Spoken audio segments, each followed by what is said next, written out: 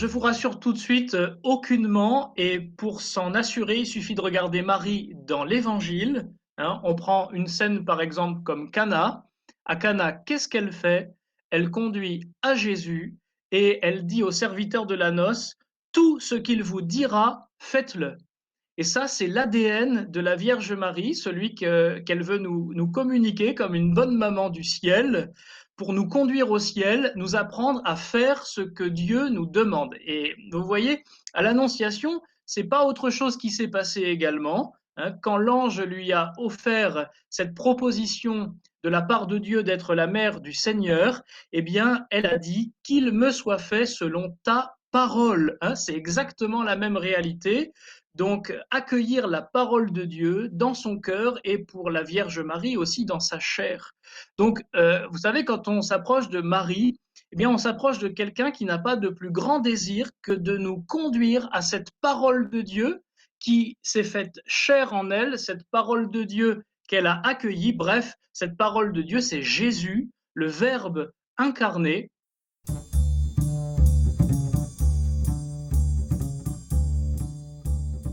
7 octobre, c'est la fête au calendrier liturgique de Notre-Dame du Rosaire. Et historiquement, cette fête, elle remonte à une grande victoire de la communauté chrétienne en 1571, le 7 octobre, alors que toute la chrétienté était gravement menacée, en particulier par les Turcs.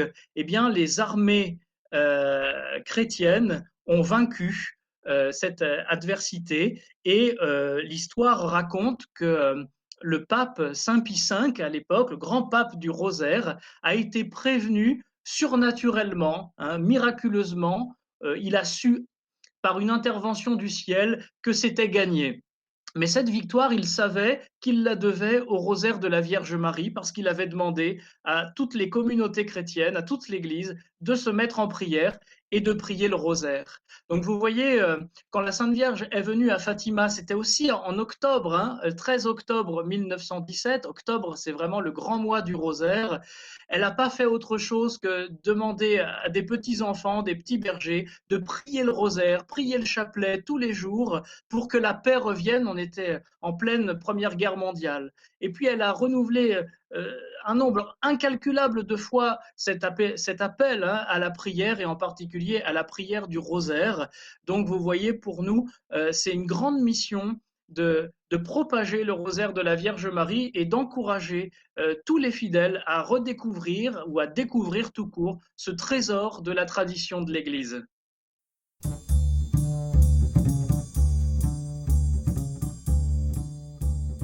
J'ai écrit ce livre qui s'appelle Petite théologie du rosaire parce que je crois que dans l'ordre dominicain, nous avons la chance de pouvoir faire fonctionner ensemble deux réalités qui, habituellement, en tout cas dans l'esprit de la plupart des gens, ne vont pas ensemble.